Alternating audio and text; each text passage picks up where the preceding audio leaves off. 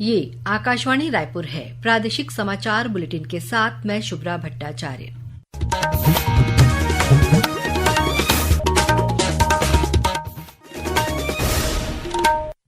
और पेश है आज के मुख्य समाचार। रायपुर दक्षिण विधानसभा उपचुनाव में भाजपा उम्मीदवार सुनील सोनी ने 46,000 से अधिक मतों से जीत हासिल की।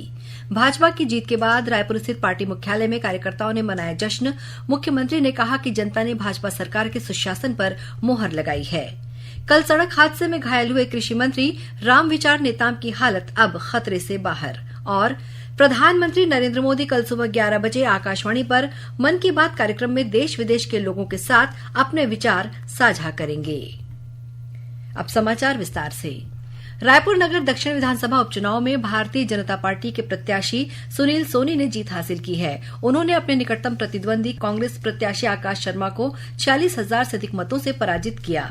इस उपचुनाव में भाजपा प्रत्याशी सुनील सोनी को 89,059 तो वहीं कांग्रेस प्रत्याशी आकाश शर्मा को 42,977 मत हासिल हुए।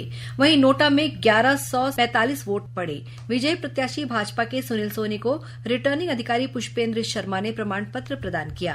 रायपुर नगर दक्षिण विधानसभा उपचुनाव के लिए मतगणना आज सुबह 8 बजे से सेजबहार स्थित गवर्नमेंट इंजीनियरिंग कॉलेज में शुरू हुई। सबसे पहले पोस्टल बैलेट की गिनती की गई। इसके बाद ईवीएम मशीनों में दर्ज मतों की गणना की गई। भाजपा प्रत्याशी सुनील सोनी पहले राउंड से ही बढ़त बनाए हुए थे, जो आखिरी राउंड तक बरकरार रही। मतगणना के लिए 14 टेबल लगाए गए थे। ईवीएम की गणना 19 राउंड में पूरी हुई। गौरतलब है कि बृजमोहन अग्रवाल के रायपुर लोकसभा क्षेत्र से सांसद चुने जाने के बाद रायपुर नगर दक्षिण विधानसभा सीट खाली हुई थी। रायपुर दक्षिण विधानसभा उपचुनाव में भाजपा की जीत के बाद पार्टी पदाधिकारियों और कार्यकर्ताओं ने पटाखे फोड़कर और मिठाइयां बांटकर जश्न मनाया। मुख्यमंत्री विष्णुदेव साय राजधानी रायपुर के एकात्म परिसर स्थित भाजपा कार्यालय में जीत के जश्न में शामिल हुए। इस मौके पर उन्होंने कहा कि रायपुर दक्षिण विधानसभा का चुनाव परिणाम पार्टी की नीतियों की जीत है। मैं इस जीत के लिए हमारे सभी कार्यकर्ताओं को और सभी हमारे यहाँ के चुनाव प्रभारी थे, श्री श्याम बिहारी जायसवाल जी, मंत्री श्री शिरोतन शर्मा जी, पार्टी के उपाध्यक्ष और सारे हमारे प्रयास से ऐतिहासिक जीत भारतीय जनता पार्टी को मिली है। और रायपुर दक्षिण की मतदाताओं को भी हम बहुत बहुत धन्यवाद देते हैं। उन्होंने भारतीय जनता पार्टी पर विश्वास व्यक्त किया है, मोदी जी की गारंटी पर विश्वास किया है। वहीं भाजपा प्रत्याशी सुनील सोनी ने आकाशवाणी समाचार से बातचीत करते हुए अपनी जीत का श्रेय प्रधानमंत्री नरेंद्र मोदी, मुख्यमंत्री विष्णुदेव साय और पार्टी कार्यकर्ताओं को दिया है।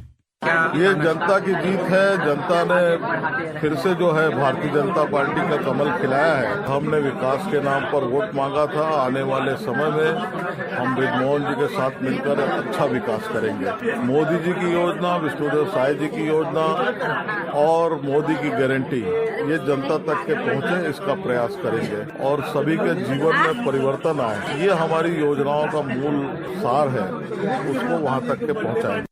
भाजपा के प्रदेश अध्यक्ष किरण सिंह देव ने कहा है कि रायपुर दक्षिण की जनता ने एक बार फिर बता दिया कि प्रदेश और शहर का विकास केवल भाजपा की सरकार ही कर सकती है।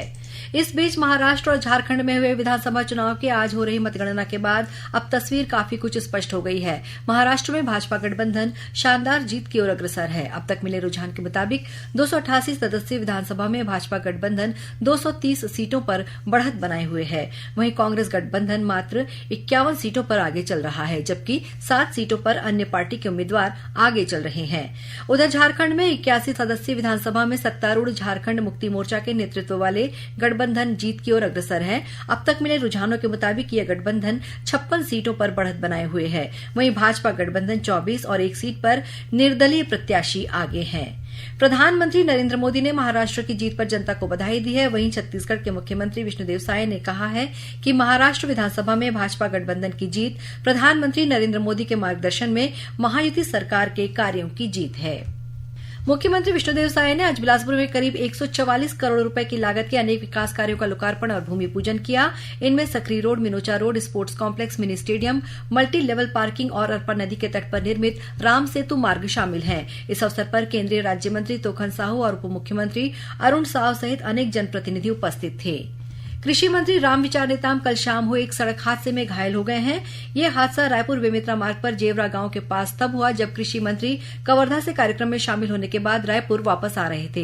हादसे के बाद श्री नेताम का सिमगा के अस्पताल में प्राथमिक उपचार किया गया। उसके बाद उन्हें राजधानी रायपुर के एक निजी अस्पताल में भर्ती कराया गया है। इस बीच मुख्यमंत्री विष्णुदेव साय ने कल रात अस्पताल पहुंचकर कृषि मंत्री से मुलाकात की और उनका हालचाल जाना। श्री नेताम ने आज सोशल मीडिया प्लेटफॉर्म एक्स पर दिए संदेश में अपने शुभचिंतकों का आभार जताया और जानकारी दी कि वे अब खतरे से बाहर हैं। प्रादेशिक समाचार आप आकाशवाणी रायपुर से सुन रहे हैं और अब आगे बढ़ते हैं बाकी के समाचारों की ओर। प्रधानमंत्री नरेंद्र मोदी कल सुबह 11 बजे आकाशवाणी पर मन की बात कार्यक्रम में देश विदेश के लोगों के साथ अपने विचार साझा करेंगे। ये मासिक रेडियो कार्यक्रम की 116वीं कड़ी होगी। ये कार्यक्रम आकाशवाणी और दूरदर्शन के सभी नेटवर्क, आकाशवाणी समाचार वेबसाइट और news on AIR mobile app पर प्रसारित किया जाएगा। इसे आकाशवाणी समाचार, DD न्यूज, प्रधानमंत्री कार्यालय तथा सूचना और प्रसारण मंत्रालय के YouTube चैनलों पर भी सीधा प्रसारित किया जाएगा। हिन्दी में प्रसारण के तुरंत बाद क्षेत्रीय भाषाओं में भी इस कार्यक्रम को प्रसारित किया जाएगा। केंद्र सरकार के युवा कार्यक्रम और खेल मंत्रालय द्वारा विकसित भारत युवा नेता संवाद के तहत विकसित भारत चैलेंज प्रतियोगिताएं आयोजित की जाएंगी। नेहरू युवा केंद्र संगठन रायपुर के जिला युवा अधिकारी अर्पित तिवारी ने आज रायपुर में आयोजित एक पत्रकार वार्ता में बताया कि ये प्रतियोगिता 4 चरणों में आयोजित की जाएंगी। इस प्रतियोगिता में 15 से 29 वर्ष के युवा भाग ले सकेंगे। इसका रजिस्ट्रेशन आगामी 25 नवम्बर से 5 दिसम्बर तक mybharat.gov.in पर किया जाएगा। ये प्रतियोगिता जिला, राज्य और राष्ट्रीय स्तर पर आयोजित की जाएगी। प्रतियोगिता के पहले चरण में आगामी 5 से 10 दिसंबर तक ऑनलाइन क्विज स्पर्धा आयोजित की जाएगी, जिसमें प्रतिभागी माई भारत प्लेटफॉर्म पर भारत के विकास से जुड़े विषयों पर आधारित प्रश्नों का उत्तर देंगे। वहीं दूसरे चरण में 12 से 20 दिसंबर तक निबंध और ब्लॉग लेखन प्रतियोगिता का आयोजन किया जाएगा, जबकि तीसरे चरण में 3 से 5 जनवरी तक रायपुर में राज्य स्तरीय प्रतियोगिता आयोजित की जाएगी। इस प्रतियोगिता में प्रतिभागी विकसित भारत विजन पिच डेस्क के माध्यम से अपने विचार प्रस्तुत करेंगे। वहीं चौथे और अंतिम चरण में नई दिल्ली में 11 और 12 जनवरी को राष्ट्रीय चैंपियनशिप आयोजित की जाएगी। इस प्रतियोगिता के प्रतिभागी प्रधानमंत्री नरेंद्र मोदी के समक्ष अपनी प्रस्तुति देंगे। इस प्रतियोगिता में देश भर के लगभग 5000 युवा भाग लेंगे।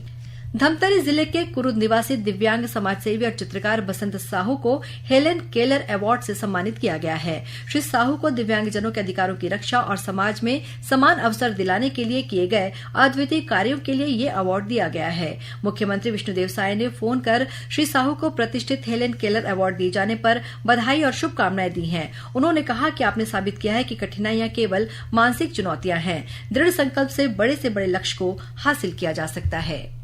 श्रोताओं, सुर्खियों में कार्यक्रम के तहत आज रात 9:15 पर नक्सलवाद उन्मूलन के लिए सरकार की प्रतिबद्धता पर हुई चर्चा का प्रसारण होगा। आकाशवाणी केंद्र रायपुर से प्रसारित इस कार्यक्रम को छत्तीसगढ़ स्थित आकाशवाणी के सभी केंद्र रिले करेंगे।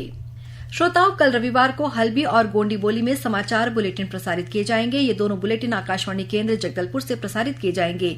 इन्हें बस्तर संभाग में सुना जा सकेगा। हल्बी में समाचार बुलेटिन सुबह 7:30 बजे से और गोंडी में समाचार बुलेटिन शाम 6:30 बजे से प्रसारित किया जाएगा। प्रादेशिक समाचार एकांश आकाशवाणी रायपुर द्वारा प्रस्तुत कार्यक्रम जिले की चिट्ठी का प्रसारण कल शाम 6:05 से 6:10 तक किया जाएगा। इस कार्यक्रम को छत्तीसगढ़ स्थित आकाशवाणी के सभी केंद्र रिले करेंगे। इस बार के अंक में बेमेतरा जिले की गतिविधियों के बारे में जानकारी दी जाएगी। और अब कुछ समाचार संक्षेप में।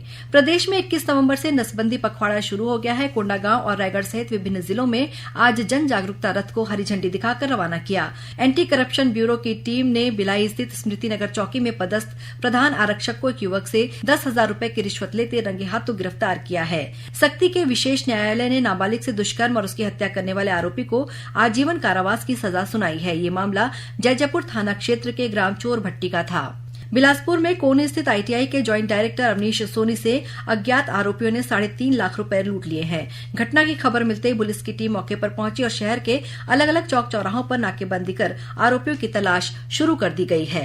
कोरिया जिले में पटना थाना क्षेत्र के ग्राम चंपाझर से पिछले 3 दिनों से लापता कक्षा 7वीं के छात्र का शव जंगल में मिला है। और जशपुर पुलिस ने सागौन लकड़ी की तस्करी कर रहे एक युवक को गिरफ्तार किया है। उसके पास से सागौन की लकड़ी और ट्रैक्टर जब्त किया गया है। अंत में मुख्य समाचार एक बार फिर।